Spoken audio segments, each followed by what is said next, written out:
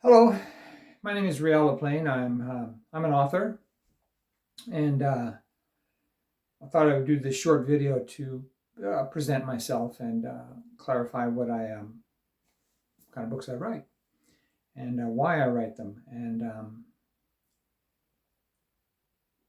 for years, I struggled to sort of find my niche. I had no problem writing books, but I couldn't figure out what niche or category they fit into, because typically, if you go to Amazon or some other major bookseller, they're going to have books classified according to whether they're a thriller or they're a Western or romance or whatever. And my books don't fit into any of those categories, really, not exclusively. It wasn't until one day when one of the readers actually commented and said that my books seemed to fit into a category called high concept thrillers, and that made sense to me. High concept thrillers, or an existential thriller, has to do with it's a different category. It's not just a thriller, but it has another factor thrown in there. So I thought I had to clarify it, because even that doesn't actually say much. I write because I feel the need to actually say what's inside me. I don't write from the perspective of, oh, how am I going to profit from this, or how am I going to become an internationally renowned author. I write because I feel that it needs to be said.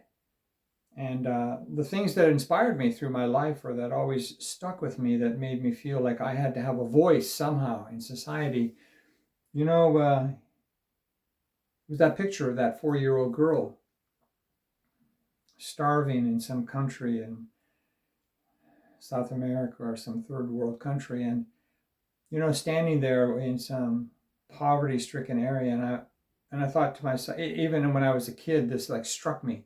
It really impacted me that there were kids like me around the world that had that, were living in that kind of situation. As I grew up, I was inspired by people like Neil Armstrong, who set foot on the moon, and that kind of told me that we could do anything we wanted to, and that we were so much bigger as a race than all the shit we see going on around us, with wars and conflicts and greed. And I've always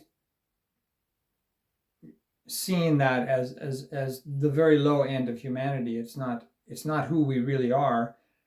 And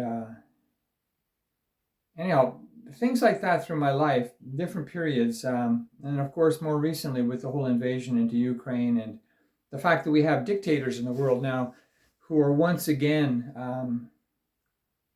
raising the flag of war and aggression, and a threat to democracy and freedom. I feel that it is my duty personally, not necessarily just as a writer, but to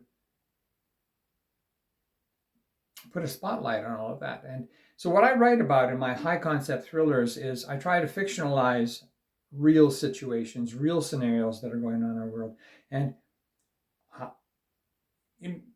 kind of give a perspective on how we can deal with them, how we can rise above these cycles, these repeating cycles of these problematic issues that we seem to have as a race. And I also try to do is take it a step further and go beyond sort of the edges of the box, and this is where I consider that some of my books are also speculative fiction, because speculative fiction actually deals in what can be, or what probably will be in the future, as opposed to science fiction, which, of course, science fiction can also become a reality. But the fact of the matter is that people tend to categorize science fiction as something that's just a high-end imagination. But speculative fiction is different. So what I try to do is express, walk the reader down a road that by the end of the book they go, yeah, well, geez, that could be possible. We could actually do that. Because I truly believe that we are so much more than just, because spiritually or whatever, we have so much potential. And that certainly has been demonstrated in the last 50 or 100 years, how quickly the culture has risen from the horse and buggy period, and now we're about to colonize Mars. So yeah, my books and my writing is about what I feel needs to be said. And I hope, of course, that it interests readers, and they not only have the entertainment side of it, but the sort of I guess it raises awareness on issues that can be addressed, that we can deal with, that we don't have to just sit by and let people like Putin, destroy or threaten democracy in Europe and other areas.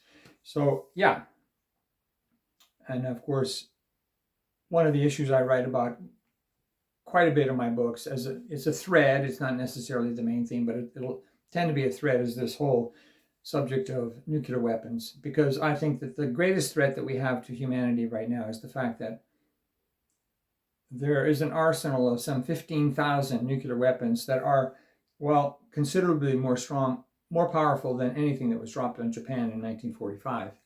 And these nuclear weapons are not in the hands of the